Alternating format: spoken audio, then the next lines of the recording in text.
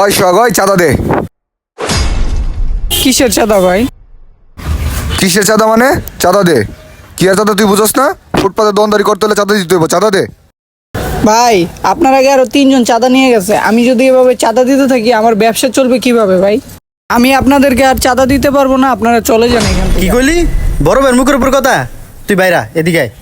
কত বড় সাহস, চাঁদা দিবি না, এখানে দোকানদারি করবি তুই? দিয়ে দেব সান্ত্বনা, আমি চিৎকার হ্যাঁ? তুই করে চাঁদা দিবি না? হ্যাঁ? তোর আজকে মারবো, দাঁড়া।